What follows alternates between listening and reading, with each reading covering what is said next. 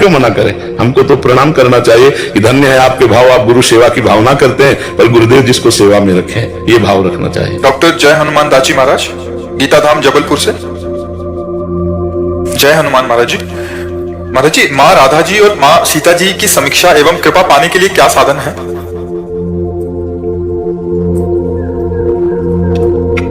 बस इतना ही साधन, अहम का चरणों में समर्पित, हमारी श्री जी की शरणागति, राधा किशोर जी की तनवांग मनोभीर अमलई सोहम त्वयिवाश्रिता, शरीर से, मन से, वाणी से और सोहम मैं से भी, अहम भी पूरा समर्पित कर दे।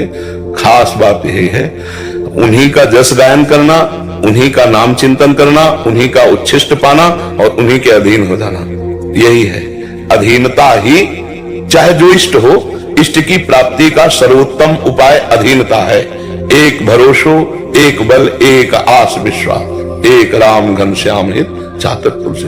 अपने इष्ट का जो गुरुदेव के द्वारा वर्ण हुआ उसमें अधीन हो जाना। तन शरीर से इष्ट के अनुकूल कार्य होने चाहिए, प्रतिकूल से विसर्जनम, श्री कृष्ण अनुकूल लेन, आराध्य देव के अनुकूल आचरण, प्रतिकूल का त्याग, और मन से अनुकूल संकल्प, प्रतिकूल संकल्प का त्याग, वाणी से नाम कीर्तन, गुण कीर्तन, भगवत चर्चा, सत्य वचन, हितकर वचन, नहीं तो मौन, और स्वयं में एक दासत्व रहना, ठसक रहना। जैसे हम लोगों में हमारे माई श्यामाजू को राज, जाके अधीन सदाई सांवरो, या ब्रज को सिरताज, हमारे माई श्यामाजू को राज। एक हृदय में जो ठसक, ये मैं का समर्पण हो जाना। तो जब तक मैं बचा रहता है और शरीर और वाणी की शरणागति रहती है, तो ये शरणागति रहते हुए भी वो निर्भय, निश्चिंत, निशोक नहीं हो पाता। अनन्य निष्ठा, प्रेम, समर्पण, ये सब वृत्तियां तब होंगी तभी अनुकंपा प्राप्त होगी राधा पिता की। अनन्यता, अधीनता, आत्मसमर्पण, प्रपत्ति, शरणागति, ये सब पर्यायवाची शब्द है, एक ही को विविध शब्दों से पुकारा। हाँ, पर अधीन होना बहुत कठिन है, क्योंकि हमारा मैं सुरक्षित बचा हुआ है। तो अधीन होना, ये गुरुदेव की कृपा से जब मैं समर्पित हो जाए तो बस फिर सब बात बन जाए। शरणागत तो शास्त्रों लोग हैं, कोई वचन से है, कोई शरीर से है, पर कोई बिरला मन और अहम से है। और जिसका अहम शरणागत हो गया फिर कुछ करने की जरूरत नहीं है। तेरे गुण साधन थे मैं हुई, आपकी कृपा होगी, संत की कृपा होगी तब। नहीं, कृपा तो देखो भगवान हमारे कह रहे हैं कि सब मम प्रिय, भगवान कह रहे सब पर मोर बराबर दया, सब पर बराबर दया है। दया को उल्टा करो भाई तो क्या होता है? याद। बस जो याद करता है वो दया का स्वाद लेता है, और जो याद नहीं करता है वो दया का स्वाद तो दया का स्वाद नहीं ले पाता। हमारे प्रभु की दया तो सब पर है, पर प्रभु की याद कोई बिरला करता है, और जो करता है वही आनंद मगन होता है। तब लग कुशल न जीव को, सपने हो मन विश्राम, जब लग भजत न राम को, शोक धाम तल।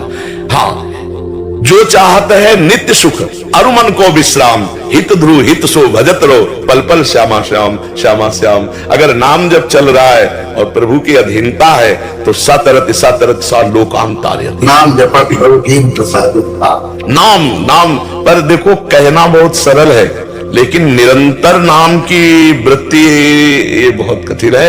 ये अभ्यास योग युक्तेन चेतसा नाम्यगामिना, इसका अभ्यास करना होगा। खूब नाम जप करे और प्रभु की अधीनता।